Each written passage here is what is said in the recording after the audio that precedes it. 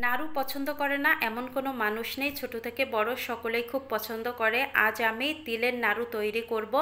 আর এই তিলের নাড়ুটা তৈরি করতে গেলে অনেক সময় ব্যর্থ হয়ে যান অনেকে। কিভাবে পারফেক্টভাবে এই নাড়ুটা তৈরি করবেন খুব সহজভাবে দেখিয়ে দিব, যে কেউই তৈরি করে নিতে পারবেন। প্রথমে হচ্ছে আমি তিল নিয়েছি, এখানে এই যে সাদা তিলগুলো বাজার থেকে কিনে এনেছি, পরিষ্কার করে নিয়েছি একটা কাপড় দিয়ে। তারপরে হচ্ছে চুলায় চলে আসলাম ভাজি করার জন্য। একেবারে লো হিটে ভাজি করতে হবে 5 থেকে 6 মিনিট।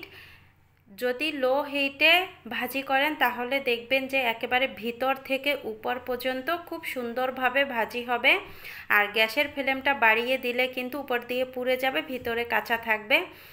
এই দেখেন আমি 5-6 মিনিট ভাজি করেছি, এখন এই কালারটা চেঞ্জ হয়ে গেছে। আর বেশি ভাজি করলে কিন্তু আবার তিতা লাগবে। তিলগুলো ভাজি হয়ে গেছে, এবার এই তিলগুলো আমি নামিয়ে ঠান্ডা করে নিব। বেশি জোরে জাল করতে যাবেন না, তাহলে কিন্তু নাড়ুগুলো তিতা লাগবে। নামিয়ে নেওয়া হয়ে গেছে, এবার এখানে দিয়ে দিলাম খেজুরের গুড়। আর এই গুড়টা হচ্ছে আমি ফ্রিজে রেখে দিয়েছিলাম।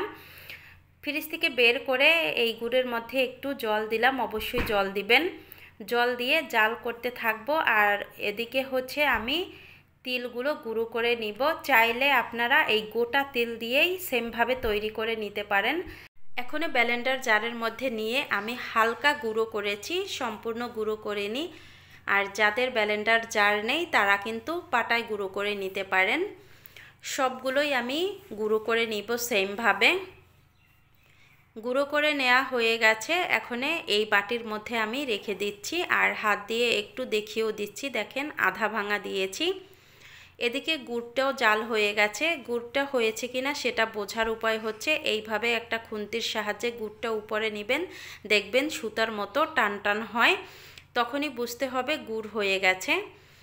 এই নাড়ুটা বানানোর সবচেয়ে গুরুত্বপূর্ণ টিপস হচ্ছে আপনারা কখনোই গুড়ের মধ্যে তিলগুলো দিয়ে নেড়ে চেড়ে তৈরি করবেন না, তাহলে দ্রুত ঝরঝরে হয়ে যাবে। একটা বাটির মধ্যে অল্প পরিমাণে তিল নেবেন, অল্প পরিমাণে তিল নিয়ে তার উপরে গুড় দিয়ে দিবেন। এই যে আমি গুড় দিয়ে দিচ্ছি দেখেন।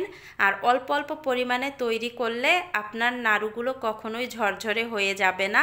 দ্রুত তৈরি করে আবার হচ্ছে এই বাটিতেই তিল নেবেন, তিল নিয়ে আবারও সেমভাবেই এই তিলের উপরে গুড় দিয়ে এরকম তৈরি করে নেবেন, তাহলে দেখবেন আপনাদের প্রত্যেকটা নাড়ুই সুন্দর হয়েছে।